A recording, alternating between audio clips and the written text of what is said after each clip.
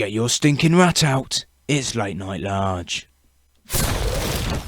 Welcome to a late night large that only commits adultery behind closed doors with no functioning cameras. Hiding at Barnard Castle till the heat dies down is me, Aaron Bliss, while apologising for nothing but his greatness is Mike Large. Evening all, or whenever it is you're tuning in. Hope you're all right, Aaron. How are you? Oh, not too bad, thanks, Mike. Yeah, I'm trying to remember what's kind of been growing on. Yeah, been sort of doing some. I mean, with me, not in the Right. Yeah, been having some nice sort of summer weekend things like catching up with friends, stuff like that. Obviously enjoying Euro 2021. If you're interested in our thoughts on that, check out the Lockdown Large Extra Time. And before we start, people, hey, we're about to spend best part of probably 40 minutes ripping the ex-health secretary a new arsehole. So if that's the kind of thing that's your bag, if you enjoy that kind of thing, give us a little subscribe, maybe recommend us to someone who you think might enjoy it. And the bell helps you learn when we have new videos. So all of that good stuff. Now, where else to start? So what's happened in the last week, and we apologise for not covering this at the time. Basically, we were watching those amazing games in Euro 2020. And also, we thought we'd let it die down a bit so we got more details, because it's easy to come up with a hot take when it's only just happened. Now we've got the full picture of the grotesque acts that had taken place. Oh dear. So this time last week, it broke. Pictures, later followed by video, of everyone's favourite health secretary, Matt Hancock, appeared where I don't know where Mike was when he heard this, but I remember seeing it on Instagram where someone had literally posted, Matt Hancock's having an affair, no joke. I looked at it, I was like, yeah, all right. And it nagged away at me, and like about half an hour later, I thought, I have to search the news to see if anything of this is true. Obviously, it turns out it was very true. And we saw photos of Hancock kissing his aide like he'd never kissed a woman before, getting his hands around for a good old grope. Very in-betweeners vibes. And yeah, it turned out that this was obviously a woman he wasn't married to. It was someone who he just employed in his office. And then, yeah, the shit hit the fan from there. Mike, any opening thoughts on this before we launch into everything that was wrong with it and everything else other than the fact he was literally cheating on his wife? Because you're not the right person to condemn someone breaking up a marriage, but sorry, carry on. Yeah. I don't know why my initial, I suppose it's good really, but my initial reaction now when people start talking about it is actually just to laugh. But I think that's because I don't know I mean, it's one of those, you either laugh or you cry, isn't it? Like, firstly, like you, I first heard, first heard about it, and I was a bit skeptical. I thought, here we go. Like, somebody somewhere is trying to sell a story or make something out of nothing, or they're just saying something for clickbait or whatever it is, and that's where it's come from. And I remember thinking, the last fucking thing, not that I feel sorry for them in any way, but the last thing that this government needs right now is another scandal. The last thing they need is a scandal. Certainly not a big one. Certainly not from a prominent member of the cabinet. Surely not. But yeah. What a lad, really. Oh dear. No. Listen. I don't think. Go on. I was just going to say, did you have the first initial reaction that I did, which was, how the fuck has Matt Hancock got in with a woman, let alone another woman other than his wife? No, I mean, my initial reaction was actually just, at first I just thought, fucking brilliant, good, stitch the fucking cunt up. I did think about it a little bit more, and the kind of the hypocrisy of it all kind of hit me, and you know, I and you the same, you're the same, and I'm sure many other people are. Now, prior to any of this, I think it would be fair to say maybe didn't have the highest of opinions of Matt Hancock. And it's just you know, it's almost like when you think somebody, you already think somebody is that much of a cunt. Does anything they do surprise you anymore? But actually, it did. I was surprised. I don't know why. I don't know why I was surprised, but I was. And you know, and that's what I mean. My initial kind of thing was, fucking hell, absolutely brilliant. They're going to absolutely slaughter the twat for this. Brilliant. And then, you know, I did kind of think, actually, there's some, you know, there's wider kind of implications to this, and it's not just Tory has an affair. You know, it's so much more than that because of who he was. Yeah. So what about you? What was your initial kind of? Well, like I say, my initial thought, first of all, was disbelief. I was like, someone's having a laugh here. No one's surprised when Boris Johnson's getting his willy wet, but you look at Matt Hancock, you listen to Matt Hancock, you look at his body language, and we've already said, you know, I called him a worm. He reminds me, he's just a worm of a man. And I just think, like, what possible magnetism does he have that would entice any woman to, I mean, not just to sleep, potentially sleep, well, we know that they're sleeping together, but not just to sleep with him, but to leave her husband and children to sleep with him. The mind just, I have to admit, it took me a while to get over that image that Matt Hancock, as a lot of people have said, because of COVID restrictions, Matt Hancock has had more sex than the majority of people who actually are either good at it or at least have some kind of respect or magnetism to the opposite sex. They've not been able to partake of that. And then you've got Hancock, who's already happily married, giving his aide a bit of the Hancock.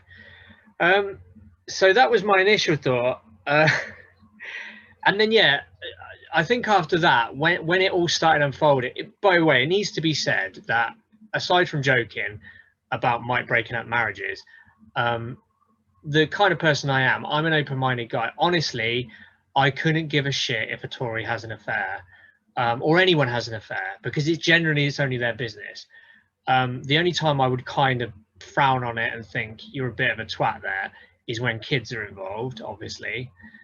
But otherwise, if he can shag his secretary if he wants, it doesn't really bother me. What bothers me is the myriad of other stuff he should have been sacked for before, as Cummings said 15 to 20 times, particularly basically deliberately killing old people in care homes, you know, sourcing all that PPE that didn't work, and pretty much, again, effectively killing NHS and care staff by failing in that.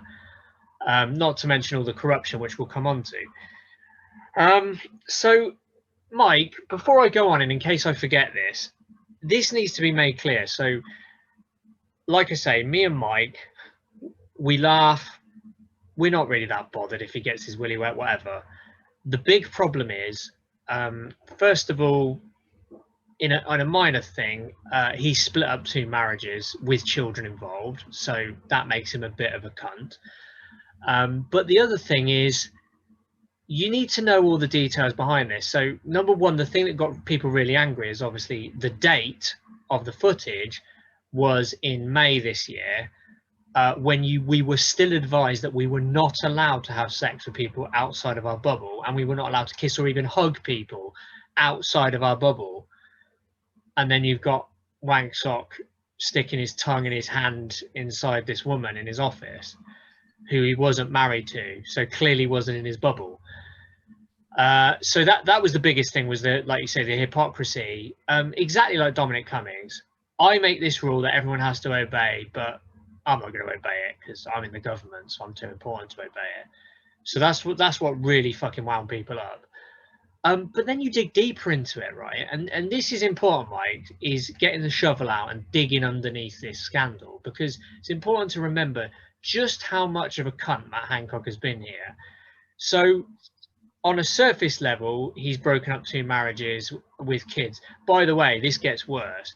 So we'll also come on to the whole thing about how was the footage released, and that the dodginess of how that was actually found its way into a newspaper.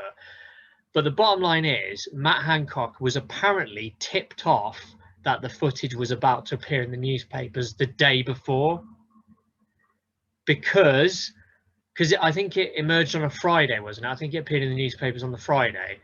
He was tipped off on the Thursday, apparently. Get this, he went home, told his wife he was leaving her, and woke up his 8-year-old to tell them that daddy was basically moving out. So that's one aspect of the story that makes him more of a cunt. There's more. We look into the woman, Gina Coladangelo, I think her name is. So this is the classic, they knew each other at uni, and Wanksock obviously wanted to get off with her the whole time, and now he's like, oh, now I'm in government, I can use this as an opportunity to sleep with that girl I fancied at uni.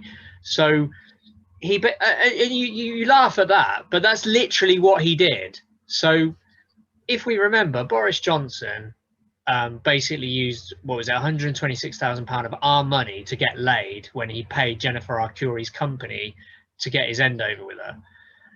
And then we've got Matt Wanksock has literally got his old uni friend who he fancied employed as a non-executive director in his office, right? Apparently 15 grand of taxpayer money was paid to her for that position. So he's again used our money to get laid.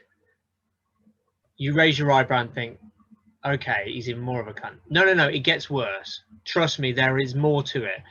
So that's just the beginning. So he's paid our money to get laid by employing this woman in his office. What position did she hold? So non-executive directors, do you know what they're responsible for? They are responsible for monitoring and basically quality control, kind of regulating what his department does. So he's employed a woman that he's sticking it in to make sure that his department isn't doing anything wrong. Can you see a glaring conflict of interest there? Wait, it gets worse. It gets worse. You think I'm finished? It's unbelievable how deep this goes. Do you remember we said that Matt Wanksock had not declared that his sister's company won a PPE contract with the NHS? He hadn't declared that he had a share in the company, so he was literally making money off a decision he made for the NHS. Yeah, he didn't do that. Turns out Gina Coladangelo's brother also had a company that won PPE contracts that were granted by Matt Hancock's department. So are we nearly done with how deep this utter fucking contempt for everyone goes? At every stage, Matt Hancock has used our money to get laid, to make himself money, to make his family money, and to make his lover money. And this is before you even remember the 15 to 20 things he should have been sacked before for, by making such a massive mess of this pandemic response. What guy?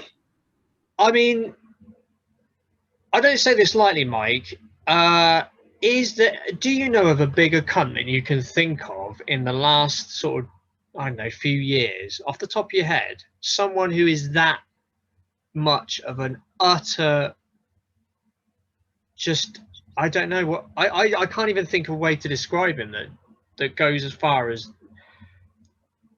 I guess if you were a gangster in the 50s, you'd call him a dirty rat. He's just such a little lowlife. No, I can't really. Try to think. I mean, let's not forget. No. Sorry, I was just going to say, let's not forget as well that in an interview, when he was being asked hard questions, I don't know if you remember this, I think it was Good Morning Britain, he was being asked all these hard questions and he got really tetchy. And he responded with, I actually think people should be more grateful for the lives that we're saving. And then saying that he was too busy saving lives. Yeah. And the times he's been quite out lying, and like just no. I like I say, I think I'm not a massive fan of many. Well, I suppose politicians in general, if I'm honest. But of all of them,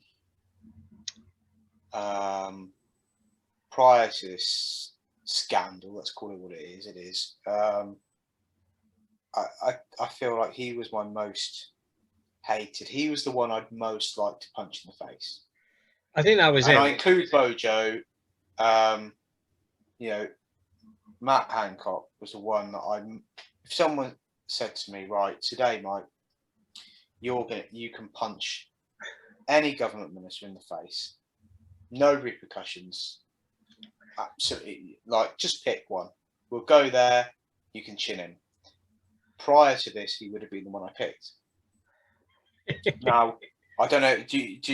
Would you agree? Who would yours be? So prior to this kicking off, if I said to you, Aaron, I'll pick you up in the morning, mate, and we're going to go to London, and you're going to get to punch anyone you like, any government minister, you can punch any of them. No repercussions. Don't worry about it. Who would you pick prior to this going on? Do you know what? Before this came out, Hancock would have been close. I think he would have been second. I actually had this exact conversation with the missus, and I said to her, and this sounds really dodgy, but I said to her, do you know what? Sometimes in my darker moments, I dream of walking down, like, I don't know, Chipping Norton Street or something, and I see David Cameron walking towards me. And I just think something snaps in my head, and I just, like, full pelt, just smash his jaw, like, full, like, real boxers, all your weight into it, just completely shatter his jaw. Yeah, I'm probably then going to get beaten the shit up by security, arrested. I could lose my job. But if we're taking your example, with no repercussions, I would have loved to smash Cameron right in the face. But after this, I think you're right. It would have been very cathartic to jump him in the street, put a plastic bag over his head, drag him into an alleyway, and just kick the living shit out of him. We should just say a little disclaimer: we're not endorsing this behaviour. Of course, but we should. A fantasy is divorced from what we would actually do in reality. Now, there are consequences in reality, and also we do have consciences. So, we're not just saying, oh, it's only because we're scared of getting caught. Yeah, Mike, you're not helping our case here. Yeah, our consciences would probably prevent us from doing this, because unlike Matt Wanksock, me and Mike kind of do have this nagging thing in the back of your head where you don't want to purposefully harm people if you can avoid it. Well, that's something that Matt Hancock doesn't deal with, because he clearly doesn't give a fuck who he harms with his decisions. He's not a fighter, he's a coward, but you know, he'd happily pillage a grandma while she's dying on the street. I imagine that's the kind of levels he'd stoop to. Sorry, I forgot something as well, Mike. Did you know that Matt Hancock was, I don't know if you remember this back in the day, but Matt Hancock is on record. He's literally recorded saying in an interview, do you remember that medical advisor to the government, Neil Ferguson, who was forced to resign after it was proven that his lover had broken COVID rules by visiting him in secret? Do you remember that? Yeah. Matt Hancock went on TV in an interview and basically not outright said it, but danced around it and then effectively agreed that he didn't see any reason why he shouldn't resign, and he agreed with the resignation in the circumstances. And then he had the nerve to try and cling to his own job. Let's remember that Matt Hancock was fully ready to cling to his job until it became clear that the public were not going to accept that. So, you know, it says everything you need to know about him. But that doesn't surprise you, though, does it? No, it doesn't, because, like I say, he's a worm. Another thing, Mike, that again I've forgotten. This is how bad it is. Do you know something else I forgot? That's a huge scandal that involves Hancock that I think might be an investigation into. Do you know they found out? This was thanks to the Good Law Project, because they keep taking legal action against the government for things like the COVID contracts.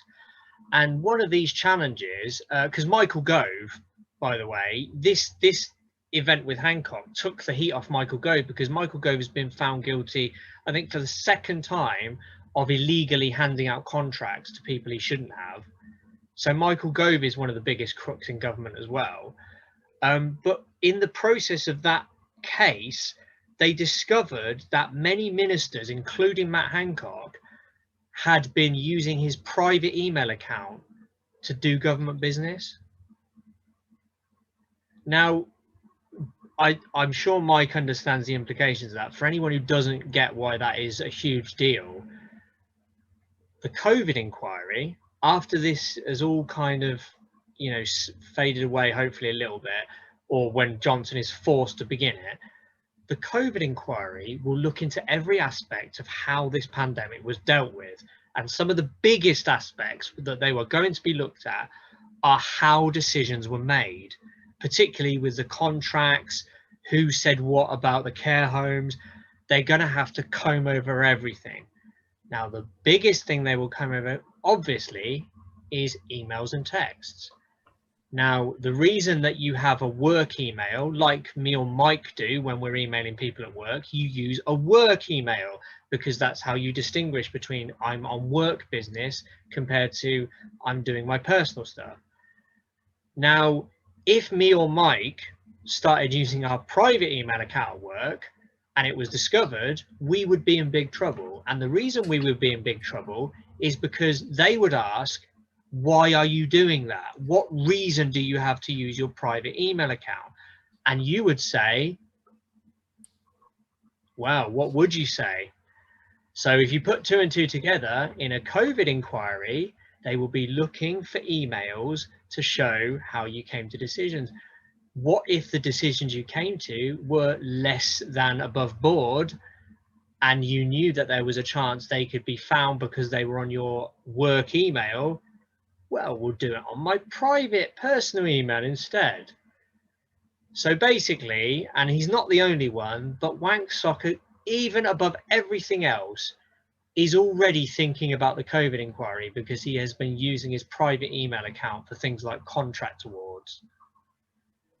So the guy, as well as being just a complete shit of a human being, is crooked as fuck and is obviously trying to cover his tracks as he goes.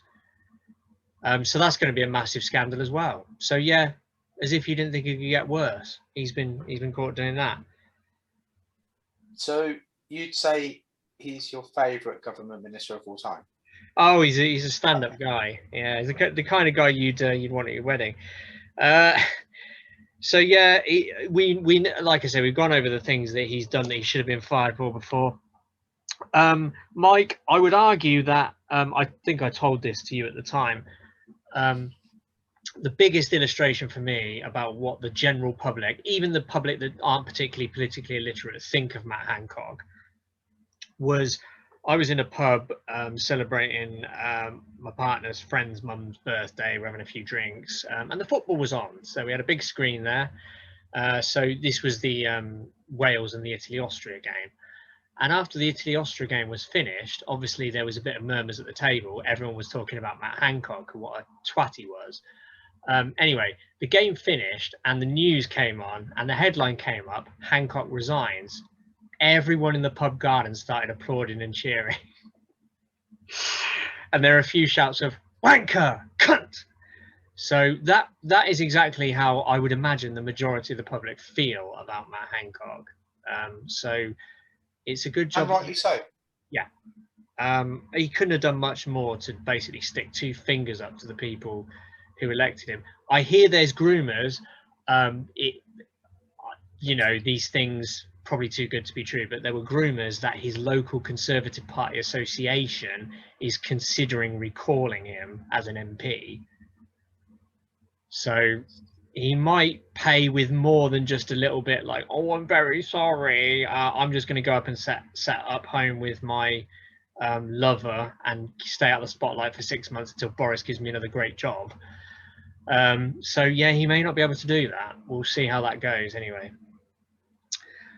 Of course, one of the biggest piss takes, Mike, was after all of this started coming out, the guy had the nerve to basically apologize and say, I made a mistake, but I'm going to get on now with dealing with the pandemic. Just shrugging it off as if it's just one of those things, we all make mistakes.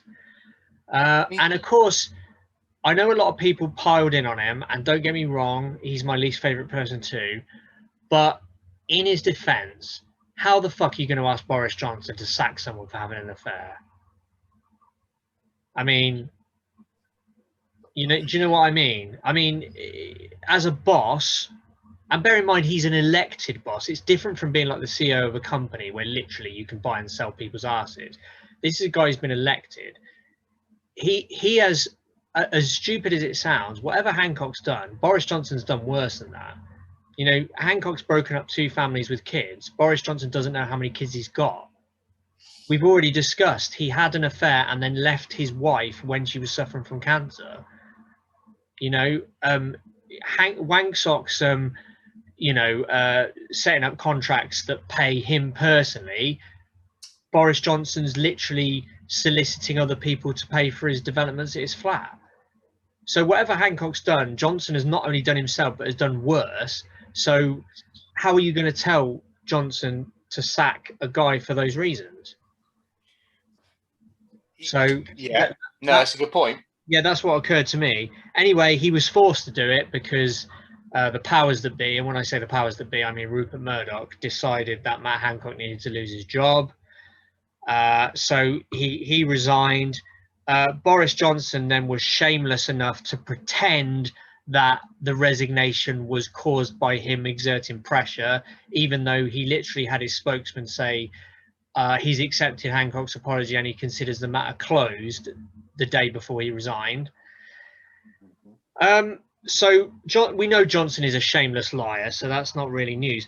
Mike, the thing I find most interesting, I want to hear your thoughts on this, is, I mean, we heard about this during the Leveson inquiry, and it amazes me that people in this country are either not aware of it or don't make more of it.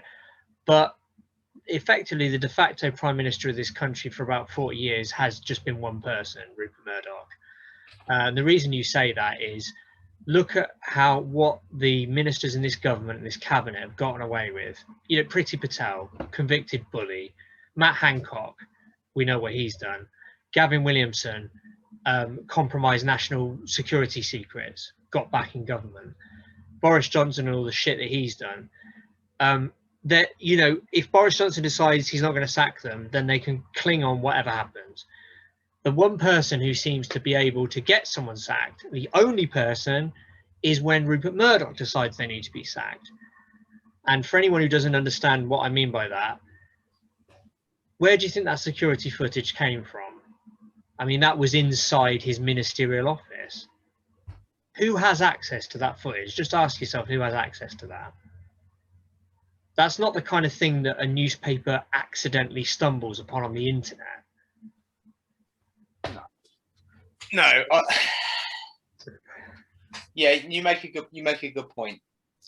That, and I had thought about it myself. You know, where does it come from? Mm-hmm. That's not, that has to have been leaked Deliberately, yeah. Presumably. So, but then before you have the footage, does he need to lose his job in the, so yeah, you could say either, Murdoch's decided, I've had enough of this guy. Let's leak this. He's gone. See you later.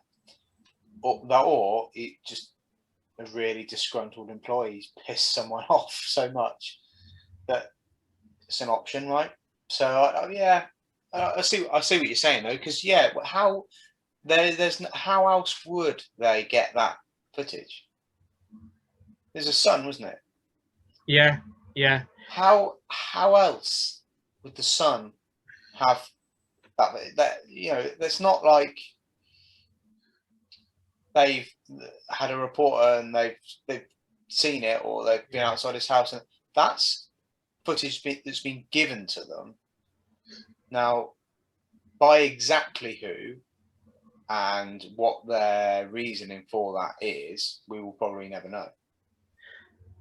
Well, you say that. They did announce that they were going to launch an investigation into how it was leaked. Now, I've got two different perspectives on this, Mike. So number one, I was thinking, oh so you just go after the person who leaked it just so you can say, oh well, they're the real villain and Hancock is somehow innocent. But then I thought about it more and I was like, oh, hang on a minute, that's a government building, and you've got just separate the fact that Matt Hancock is a sleazy worm. That's a government building, and you're talking about footage from a secure government building being sold to a tabloid. And by the way, yes, it's a tabloid, but it could easily be you then 2 and 2 then equals 4. You could sell it to a hostile foreign power or someone who wants to blackmail the government. Do you know what I mean? That's national security, really, that's at risk. And it's like they say, it's the Kompro-Matt thing. Something that people didn't get, because I saw a lot of people who said, listen, I don't like Matt Hancock, but I'm disgusted with people being so judgmental and saying he needs to be sacked for an affair. Everyone has affairs. And they didn't get that the affair itself is a massive problem because it allows ministers to be blackmailed. That was why, also there's the fact that he's the one that's been making the rules for us all to follow and then has broken them.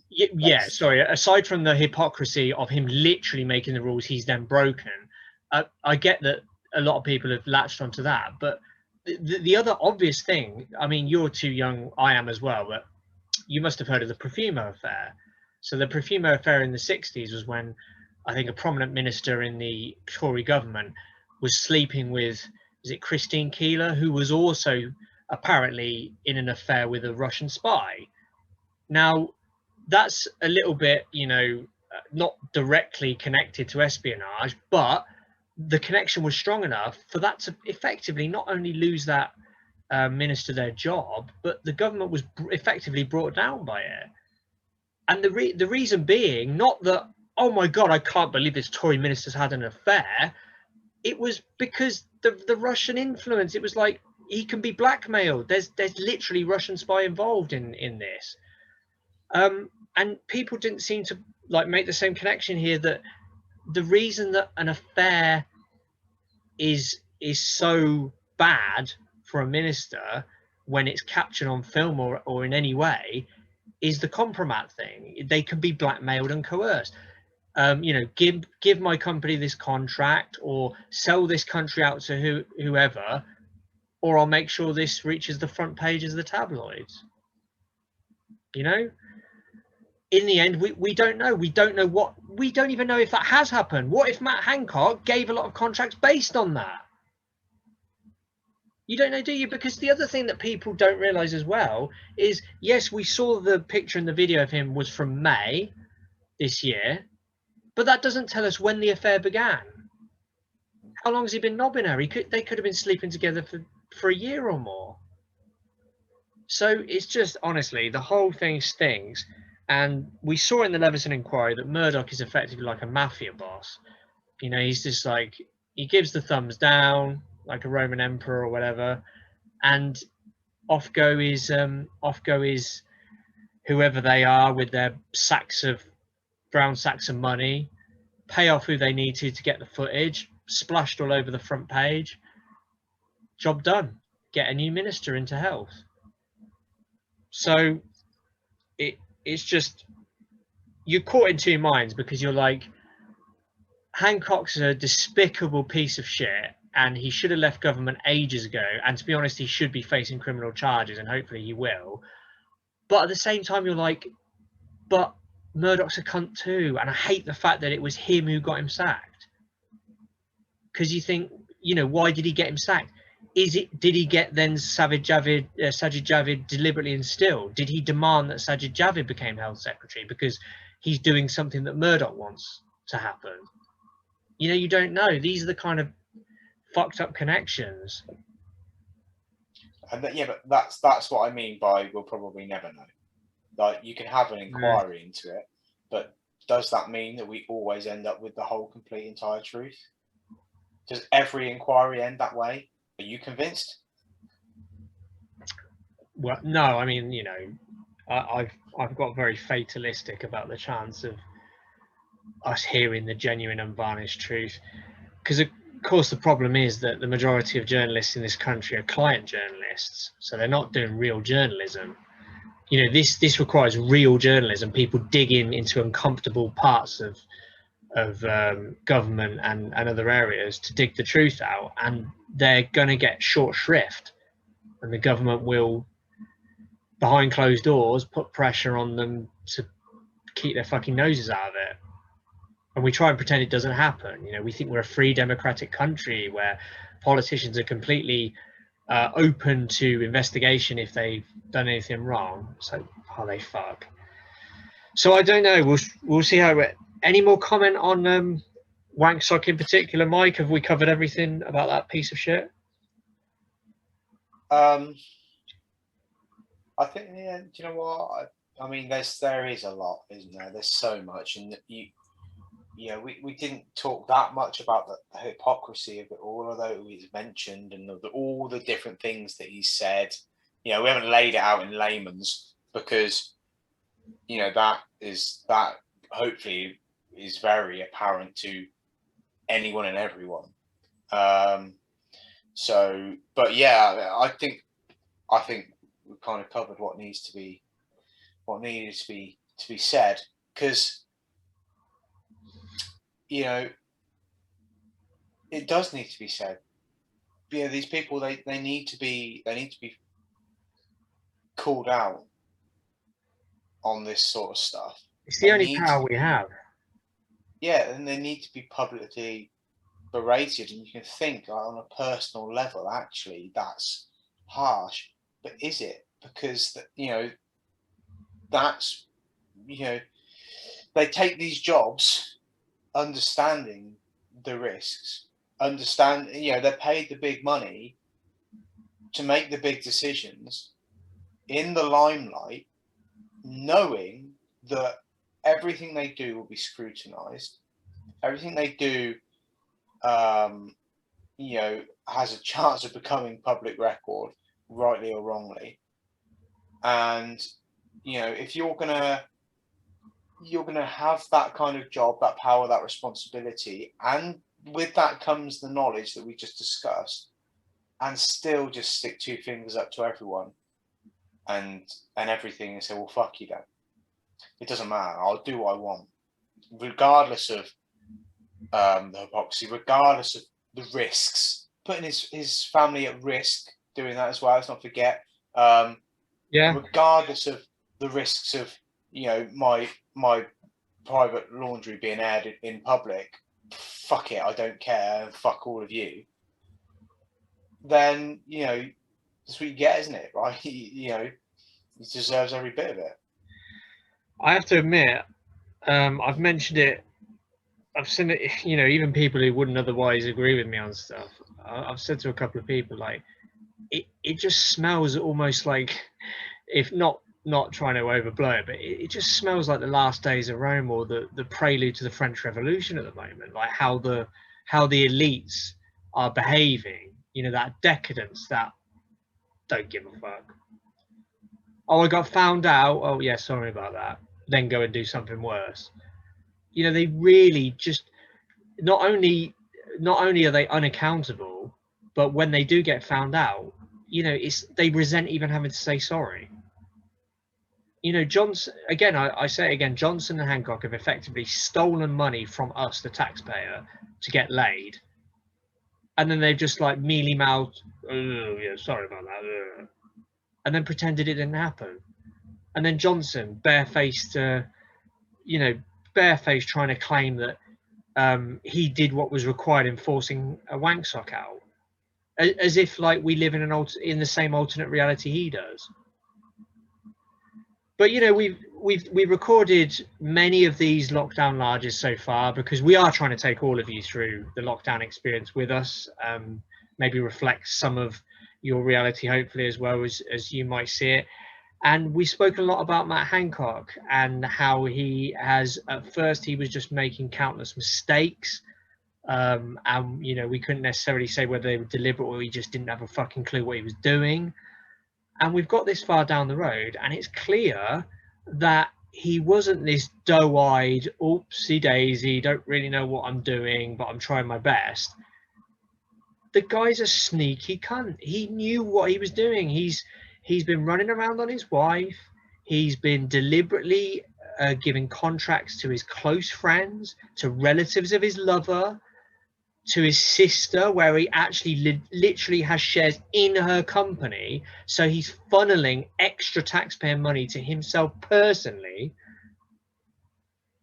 And he's going on TV saying we should be grateful to him.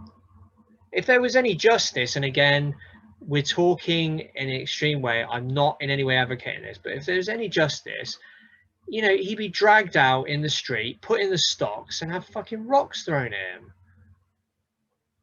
The way that he's treated the public, it just honestly beggars fucking belief that he's potentially going to get away scot-free. Because I don't really think the inquiry will find anything particularly that we didn't already know. Johnson wouldn't allow it to be completed if he thought there were going to be any serious repercussions. It'd be interesting now because Johnson doesn't have a scapegoat that he can put all the blame on now that Wang Sok's left, because technically the pandemic is still ongoing. Anyway, Mike, other than the fact that how much we loathe Wang Sok, there's just a couple more things I thought I'd touch on because this is related to lockdown as well. Did you see that footage of those idiots harassing Chris Whitty? No. Oh, okay. Yeah, it went viral and it made the national newspapers. You know, Chris Whitty, the kind of timid, bold guy, one of the medical advisors. Yeah, there were a bunch of cretins. You know, the kind of lads idiots who were filming as they were trying to put their arm around and like drag him towards them. And obviously it looked really unpleasant and aggressive, and he was just like desperately trying to like, you know, get away from their grasp. Anyway, a bit more came out about it, and it turned out that Chris Whitty didn't want it reported at all. He just described it as like schoolyard behaviour. So to be fair to him, he didn't make a meal of it. But somehow the footage found its way out. I don't know whether it was one of the drunken idiots who shared it by mistake. But the Prime Minister condemned it, which makes you laugh because the Prime Minister encouraged that kind of behaviour. So, but yeah, it turns out that one of the lead guys, one of the young guys in the video who was like drunkenly kind of trying to grab him and get him in the shot, he's now lost his job because of it.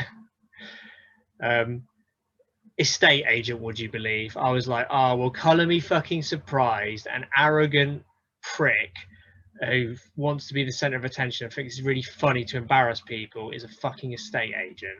Oh, well, he's not anymore because he's lost his job. So that was unpleasant. And it's also, you know, it's starting to, we're seeing more of these incidents where medical advisors and stuff are being harassed in the street by anti-vaxxers and conspiracy theory twats. And you do wonder like where it's going to lead to. But and then the only other thing, Mike, did you happen to see this, that the government announced that if you are rich and the CEO of a company, then they may allow you to forego the quarantine procedures? Did you see that? What? While we're talking about taking the piss out of everyone, yeah, that was a real policy. And you know, Gary Neville, fair play to him, responded with a tweet in response to it. He said something along the lines of, right, it's over, everyone back to normal, we all make a contribution to the economy. Because the argument was, you know, they use the old, again, it's the old Ayn Rand bollocks about, you know, successful CEOs may be permitted to evade the quarantine rules if they bring significant benefit to the UK economy. Now, I don't know where to, you know, without going into too much detail, this has been debunked so many times. There are literally studies, there are literally real studies with figures, facts and figures crunched that says that CEOs do not make a significant contribution to the success of a business. That's not my opinion. That is fact from statistics about performances of companies with different CEOs. It makes a tiny difference. The people who make a company successful are all the staff that keep the company working. So it's a slap in the face to everyone who's having to tolerate all of the lack of freedom we're getting on certain aspects. It's got a lot better, but there's certain things. Going on holiday is now a massive chore. I mean, I don't really think we should be doing it anyway, but we're allowed to do it, and yet it's a massive chore for people. They might have to miss work when they quarantine on the way back. Amber turns to red without warning, all this kind of bollocks. Meanwhile, roll out the red carpet for the rich cunts. Yeah, don't worry about quarantine. Because, of course, the virus sees how wealthy someone is and leaves them alone. So it makes sense, doesn't it? Yeah, I mean, so that's not actually a thing yet, though, is it? I'm not sure they're going to put it into place. They announced it. I think the public backlash will be very severe, and they probably might change that. Either that, or they'll just say, "Oh yeah, we've changed it," and then they'll just do it anyway. I mean, we'll see on that one. Let's. I mean, that's almost. Yeah, that's literally after the Hancock thing. It's, you know, it's like you've stuck 2 fingers up to me. Now you've punched me in the nose, and now you've whacked your tackle out and you're pissing on my shoes. You know, the level of disrespect and contempt is just off the scale. Anyway, anything to add, Mike? Because we've rambled on. I think we've gone through the main points of the current lockdown situation and the big news stories related to lockdown. Yeah, no, I think we've covered it. Obviously, wank socks the main thing you needed to get out, and Dougie was. I think that I think we've covered it. I guess what I'd say is, if you think we've missed anything else, leave us a little comment. Let us know. Mm-hmm. Like, subscribe, share. Like Karen said at the start of the video, at the start of this episode. You know, if this is the sort of thing that tickles your fancy, that you like listening to when in the bath or having a shit or whatever it is you're doing. Having a shit in the bath. Yeah, shit in the bath. Well, we've all been there. You know, you're relaxed in the lovely hot water, and then like, oh, not now, not. Oh, fuck it. Oh, fuck, wait. So, well, there we go. So if you've experienced that, again, let us know. Very open and honest of Aaron there to let us know about his bath habits. You know, ours is not to judge. but we will. So yeah, I mean, and judge him. That's fine. We we dish it out, so we can take it. But no, let us know. Like, subscribe, share us, share us with a friend, a family member. We're here every week. So anyway, I think that's it for this week. So this has been Late Night Large saying, at the end of the day, it's night.